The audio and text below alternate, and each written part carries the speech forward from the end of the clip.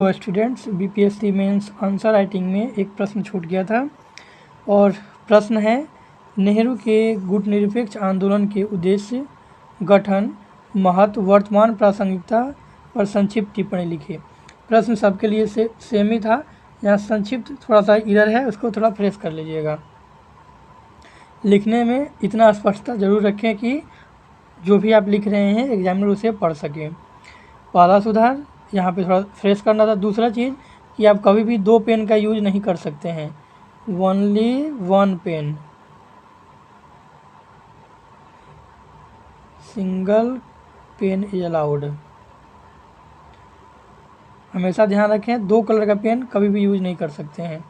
कोई भी पेन रहे सिंगल ही एक ही कलर, या तो ब्लैक तो पूरा ब्लैक या फिर ब्लू तो पूरा ब्लू।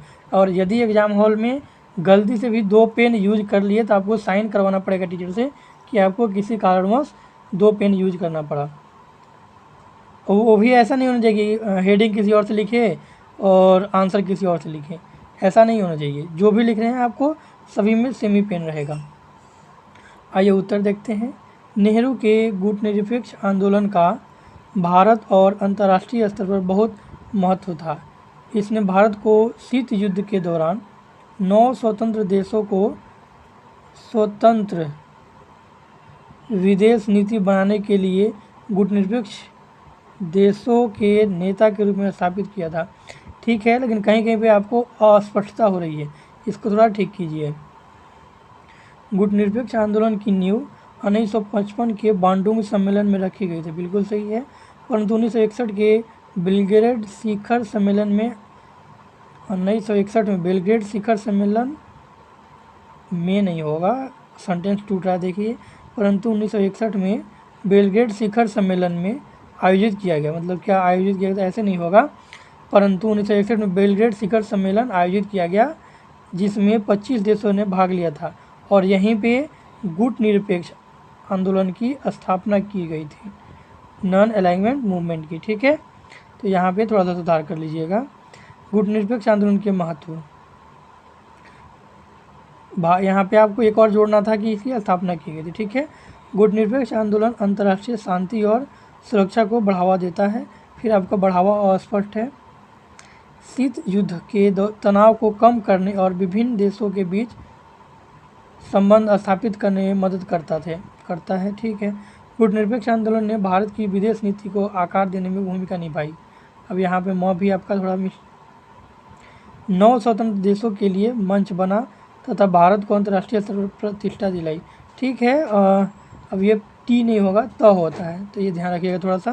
दूसरा चीज़ कि ऊपर में इतना जगह छोटा हुआ रहता है, लगभग यहाँ से यहाँ तक आपको ऊपर पेज छोड़ना है और नीचे में भी इतना पेज छूटा हुआ रहता है। तो इस हिसाब से आप सोच लीजिए कि कितना पेज आपको लिखने को मिलेगा। बाकी साइड वाला आपने ठीक छोड़ा है। इसका उद्देश्य क्या था उस समय, स्थापना के समय? शीत युद्ध की राजनीति का त्याग करना, स्वतंत्र अंतर्राष्ट्रीय राजनीति का अनुसरण करना, सैन्य गठबंधनों से दूरी बनाए रखना, साम्राज्यवाद एवं उपनिवेशवाद का विरोध करना, मानव अधिकारों की रक्षा करना, अंतर्राष्ट्रीय शांति प्लस सुरक्षा बनाए रखना। ठीक है, अब बहुत अच्छा लिखा आपने। तो इसके उद्देश्य बताया आपने, उद्देश्य के बाद इसके महत्व को बताया, फिर आपने स्थापना भी दिखा दिया। क्या क्या पूछा था? उद्देश्य, महत्व, स्थापना आपने दिखा दिया और वर्तमान प्रासंगिकता आपने अभी देखना है मुझे। अच्छा, उद्देश्य तो हो ही गया। नेहरू के गुटनिरपेक्ष आंदोलन आज भी प्रासंगिकता को दर्शाता है क्योंकि यह गुटनिरपेक्ष सदस्य देशों को एक अंतर्राष्ट्रीय मंच प्रदान करता है जो उन्हें एक साथ काम करने और अंतर्राष्ट्रीय संबंधों की शांति, स्थिरता और न्याय को बढ़ावा देने में मदद करता है। ठीक लिखा आपने। इसकी जगह पे आप ये भी लिख सकते थे कि वर्तमान में युद्धरत देशों का समर्थन न करके खुद को तटस्थ रखने में मदद करता है। हाल ही में इसका एक बैठक या सम्मेलन कहाँ पे हुआ था, मैं थोड़ा मिस कर रहा हूँ, इसको भी आप चाहें तो जोड़ सकते हैं। ये अफ्रीकन एक कंट्री में हुआ था, थोड़ा मैं मिस कर रहा हूँ, तो उसको भी आप चाहें तो जोड़ सकते हैं, जिसने फिर से नई जान फूंकी इसमें, तो ये भी ठीक है। बाकी आपने ओवरऑल संतुलित उत्तर लिखा है और ऐसे में प्रैक्टिस आप लोग करते रहिए। नो डाउट धीरे धीरे चीज़ें ठीक होंगी और धीरे धीरे आप सीख भी पाएंगे। पहली चीज़ है कि आप वर्तनी अशुद्धियाँ ना करें, स्पष्ट लिखें, तो आप धीरे धीरे और बेटर कर पाएंगे। बाकी और कुछ सुधार की आवश्यकता मुझे दिखी नहीं, ठीक है, आपने डायमेंशन को सब हेडिंग देकर भी लिखा है, तो ये अच्छी चीज़ है। तो 2-3 चीज़ें जो सुधार लायक थी, जैसे कि आपको वर्तनीय मिस्टेक नहीं करना है, सिंगल पेन का यूज करना है, साथ में थोड़ा स्पष्टता रखना है लिखते समय, और सब हेडिंग आपने दिया ही है। दूसरा चीज़ यहाँ आपको पेज छोड़ के रखना है। चलिए, बाकी अच्छी चीज़ें हैं। तो अगर कोई आपको अभी भी कोई डाउट रह जाए तो आप कमेंट करके पूछ सकते हैं।